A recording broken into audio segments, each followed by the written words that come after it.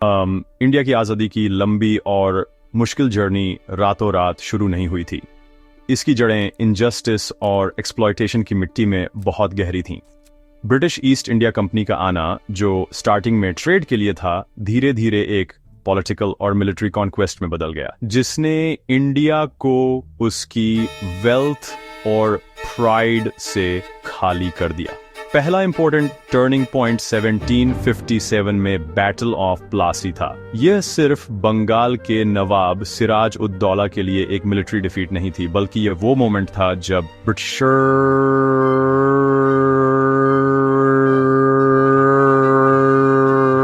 Soil पर अपनी पकड़ बना ली। इसने लगभग 200 सालों के फॉरेन रूल की शुरुआत की, एक ऐसा पीरियड जहां इंडिया की इकोनॉमी, पॉलिटिक्स और सोसाइटी को ब्रिटिश इंटरेस्ट्स के हिसाब से फिर से शेप किया गया, जिससे बड़े पैमाने पर डिसकंटेंट की नींव पड़ी, जो बाद में इंडिपेंडेंस के लिए एक पावरफुल मूवमेंट बन गया। प्लासी में जीत के बाद ब्रिटिश ईस्ट इंडिया कंपनी की पावर तेजी से बढ़ी और उसके साथ इंडियन लोगों की सफरिंग भी।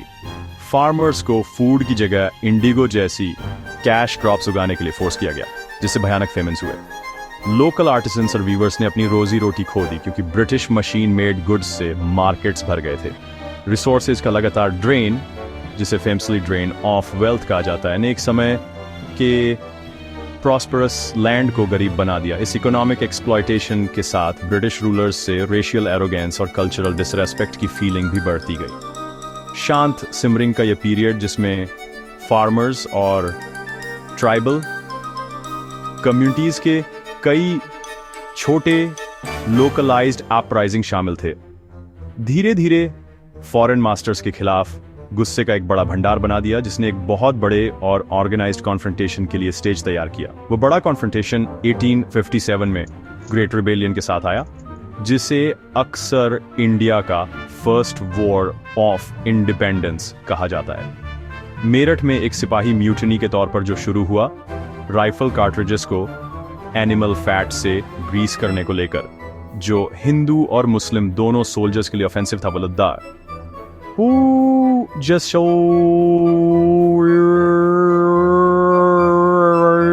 नॉर्दर्न और सेंट्रल इंडिया में जंगल की आग की तरफ फैल गया। ये एक बड़े रिबेलियन में बदल गया, जिसमें सोल्जर, फार्मर, एरिस्टोक्रेट और आम लोग शामिल थे, जो रानी लक्ष्मीबाई ऑफ झांसी, नाना साहेब और मंगल पांडे जैसे लीडर्स के अंडर एक साथ आए। हालांकि रिबेलियन को ब्रिटिश की सुपीरियर मिलिट्री माइट ने आखिर में कुचल दिया। ये एक मॉन्यूमेंटल इवेंट था। इसने ब्रिटिश इनविंसिबिलिटी के मिथ को पूरी तरह तोड़ दिया और ईस्ट इंडिया कंपनी के रूल का एंड कर दिया, जिससे इंडिया सीधे ब्रिटिश क्राउन के अंडर आ गया। 1857 के रिबेलियन का आफ्टरमैथ फ्रीडम स्ट्रगल में एक क्रिटिकल जंक्शन था, जहां ब्रिटिश ने एक और ऐसे अपराइजिंग को रोकने के लिए अपना एडमिनिस्ट्रेटिव कंट्रोल ऑन टाइट कर दिया। वहीं रिबेलियन खुद फ्यूचर जेनरेशंस के फ्रीडम फाइटर्स के लिए इंस्पिरेशन का एक पावरफुल सोर्स बन गया। सैक्रिफाइस की हीरोइक स्टोरीज और एक कॉमन एनिमी से लड़ने के शेयर्ड एक्सपीरियंस ने इंडियंस के बीच नेशनल यूनिटी की एक नई फीलिंग को बढ़ावा दिया, जो पहले अपने रीजनल किंगडम से ज्यादा रिलेट करते थे। 1857 की मेमोरी लिबरेशन के गोल की एक कांस्टेंट रिमाइंडर थी। इसने ये क्लियर कर दिया कि आजादी आसानी से नहीं मिलेगी। इसके लिए एक लंबी, सस्टेन्ड और यूनिफाइड स्ट्रगल से लड़ना पड़ेगा और इसे जीतना होगा पावरफुल ब्रिटिश एम्पायर के खिलाफ। 1857 रिबेलियन के बाद के डिकेड्स में एक नए तरह का रेजिस्टेंस शेप लेने लगा, जो आर्म्ड रिवोल्ट की बजाय आइडियाज और पॉलिटिकल ऑर्गेनाइजेशन पर बेस्ड था। Western concepts of democracy, liberty और नेशनलिज्म से एक्सपोज्ड एजुकेटेड इंडियंस ने ब्रिटिश रूल की लेटमेसी पर सवाल उठाना शुरू कर दिया। उन्होंने अपनी शिकायतें उठाने और अपने ही देश के एडमिनिस्ट्रेशन में ज्यादा पार्टिसिपेशन की डिमांड करने के लिए कई पॉलिटिकल एसोसिएशंस बनाए। इन डेवलपमेंट्स में सबसे इंपॉर्टेंट 1885 में इंडियन नेशनल कांग्रेस का फॉर्मेशन था। स्टार्टिंग में इस ऑर्गेनाइजेशन ने दादा भाई नौरोजी और गोपाल कृष्ण गोखले जैसे अर्ली मॉडरेट लीडर्स की लीडरशिप में पिटीशंस और प्रेयर्स की स्ट्रेटजी अपनाई। ब्रिटिश गवर्नमेंट को रिफॉर्म्स लाने और कॉन्स्टिट्यूशनल मींस से इंडियंस को ज्यादा राइट्स देने के लिए परसुएट करने की उम्मीद में। हालांकि अर्ली कांग्रेस का patient moderate approach significant results देने में फेल रहा, जिससे पार्टी के अंदर एक ज्यादा असर्टिव या एक्सट्रीमिस्ट फैक्शन का उदय हुआ। बाल गंगाधर तिलक, लाला लाजपत राय और बिपिन चंद्रपाल जैसे लीडर्स ने आर्ग्यू किया कि फ्रीडम उनका बर्थराइट है और इसे सिर्फ भीख मांगकर अचीव नहीं किया जा सकता।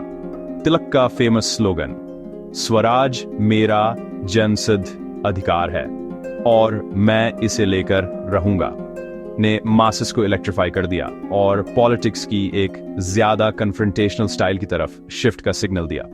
यह ब्रिटिश असर्टिवनेस 1905 में एक पावरफुल कैटलिस्ट मिली जब ब्रिटिश वायसराय लॉर्ड कर्जन ने पार्टीशन ऑफ बंगाल अनाउंस किया। ऑफिशियल रीजन एडमिनिस्ट्रेटिव एफिशिएंसी बताया गया, लेकिन रियल मोटिव बंगाली लोगों को रिलीजियस लाइंस पर डिवाइड करना और इंडियन नेशनलिज्म के बेयर्स हक को वीक करना था। पार्टीशन ऑफ बंगाल ब्रिटिश पर शानदार तरीके से बैकफायर कर गया। नेशनलिज्म को कुचलने की बजाय इसने पूरे कंट्री में प्रोटेस्ट की एक बड़ी वेव को जन्म दिया, जिससे स्वदेशी मूवमेंट का जन्म हुआ।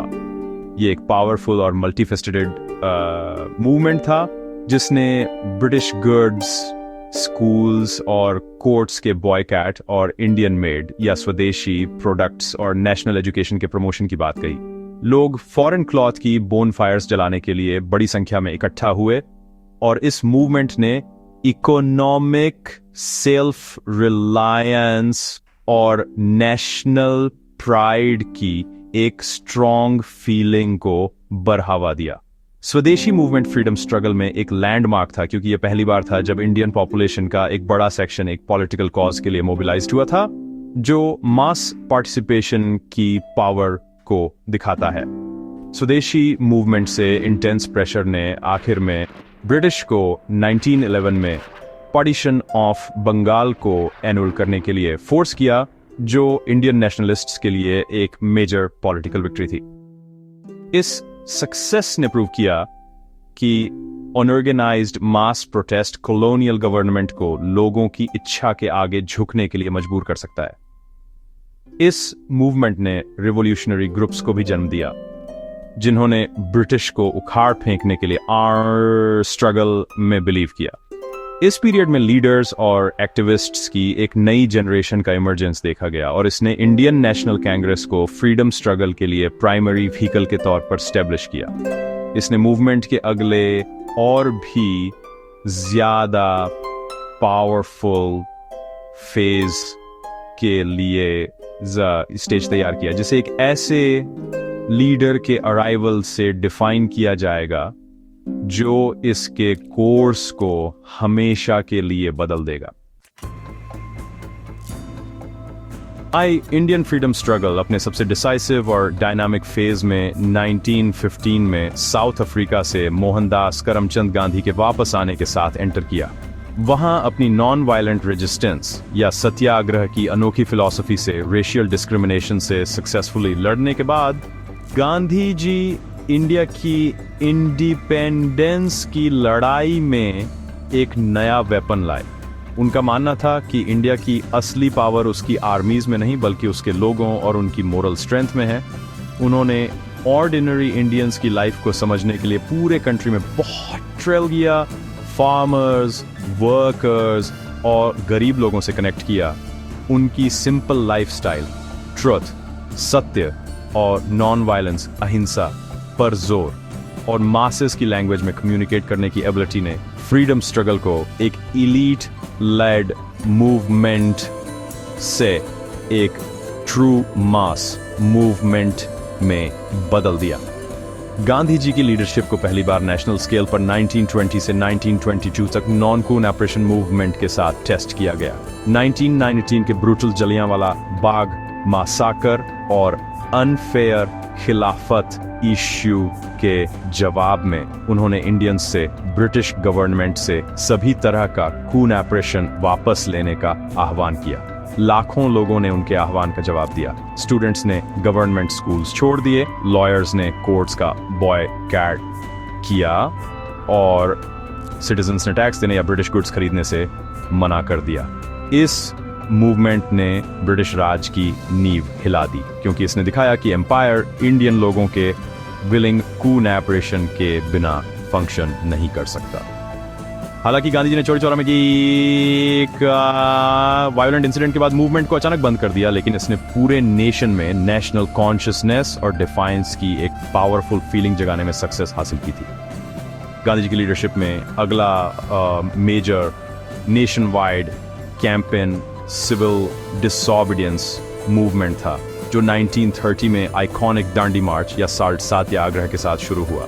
ब्रिटिश गवर्नमेंट का सॉल्ट के प्रोडक्शन और सेल पर मोनोपोली था, जिससे एक ऐसा टैक्स लगता था जो हर एक इंडियन को अफेक्ट करता था, खासकर गरीब लोगों को। इस अनजस्ट लॉ का प्रोटेस्ट करने के लिए गांधी जी अपने फॉलोअर्स के बैंड के साथ अपने आश्रम से दांडी के कोस्टल विलेज तक 240 मील से ज़्यादा चले, जहां उन्होंने सी वाटर से सॉल्ट बनाकर कानून तोड़ा। डिफाइंस का ये सिंपल एक्ट इनक्रेडिबली पावरफुल और सिंबॉलिक था। इसने पूरे इंडिया में सिविल डिसोबीडियंस की एक बड़ी वेव को स्पार्क किया, जिसमें हर जगह लोग अपना सॉल्ट बना रहे थे, लिकर शॉप्स पर पिकेटिंग कर रहे थे और फॉरेन क्लॉथ का बॉयकॉट कर रहे थे, जिससे गांधी जी सहित हजारों लोगों की गिरफ्तारी हुई। जहां गांधी जी ने नॉन वायलेंस की वकालत की, वहीं फ्रीडम स्ट्रगल में और भी पावरफुल स्ट्रीम्स थीं।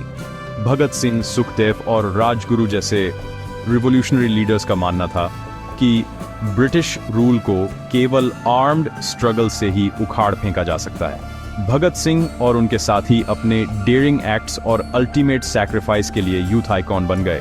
लाखों लोगों को अपनी करेज और पैट्रियटिज्म से इंस्पायर किया। इसी तरह सुभाष चंद्र बोस, एक और टावरिंग फिगर, स्टार्टिंग में कांग्रेस के अंदर एक लीडर थे, लेकिन नॉन वायलेंट मूवमेंट की पेस से डिसल्यूजन्ड हो गए। वह आखिर में वर्ल्ड वॉर II के दौरान इंडिया से भाग गए। आजाद हिंद फौज, ये सनशाई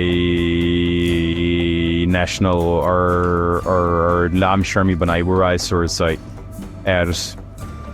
इंडिया को मिलिट्रीली लिबरेट करने के लिए एक्सिस पावर्स की हेल्प मांगी। फेमसली ये कॉल दिया, बॉयज तुम मुझे खून दो, मैं तुम्हें आज़ादी दूंगा। जैसे ही वर्ल्ड वॉर II ने ग्लोब को अपनी चपेट में लिया, इंडियन फ्रीडम स्ट्रगल अपने क्लाइमेक्स पर पहुंच गया। 1942 में ब्रिटिश वॉर से वीक हो चुके थे और इंडिया पर संभावित जापानीज इन्वेजन का सामना कर रहे थे। गांधी जी ने क्विट इंडिया मूवमेंट लॉन्च किया।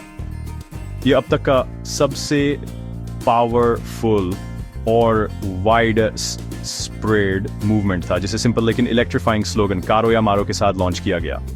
ये ब्रिटिश को तुरंत और बिना शर्त इंडिया छोड़ने का आह्वान था। ब्रिटिश गवर्नमेंट ने ब्रूट फोर्स के साथ जवाब दिया। गांधी जी और पूरे कांग्रेस लीडरशिप को पहले ही दिन अरेस्ट कर लिया। इससे मूवमेंट लीडरलेस हो गया, लेकिन लोगों ने चार्ज ले लिया। पूरे कंट्री में स्पॉन्टेनियस प्रोटेस्ट, स्ट्राइक्स और तोड़ फोड़ की घटनाएं हुई, जिससे ब्रिटिश एडमिनिस्ट्रेशन महीनों तक पैरालाइज्ड हो गया और दुनिया को दिखाया कि इंडियंस किसी भी कीमत पर अपनी आज़ादी जीतने के लिए डिटरमाइंड थे। क्विट इंडिया मूवमेंट हालांकि सप्रेस कर दिया गया, लेकिन इसने ब्रिटिश को अनइक्विवोकली क्लियर कर दिया कि इंडिया में उनका रूल अब टिक नहीं सकता था। वॉर ने ब्रिटेन को इकोनॉमिकली और मिलिट्रीली थका दिया था और उसके पास अपनी विशाल एम्पायर को अपने लोगों की इच्छा के खिलाफ रोकने के लिए रिसोर्सेज और विल नहीं थी। ब्रिटेन में वॉर के बाद की गवर्नमेंट जो लेबर पार्टी के लीडरशिप में थी, इंडियन इंडिपेंडेंस के कॉज के प्रति ज्यादा सिंपैथेटिक थी। ब्रिटिश गवर्नमेंट जवाहरलाल नेहरू और सरदार वल्लभ भाई पटेल के लीडरशिप में इंडियन नेशनल कांग्रेस और मोहम्मद अली जिन्ना के लीडरशिप में मुस्लिम लीग के बीच नेगोशिएशंस शुरू हुए, जो मुस्लिम्स के लिए एक अलग नेशन पाकिस्तान की अपनी डिमांड पर अड़े हुए थे।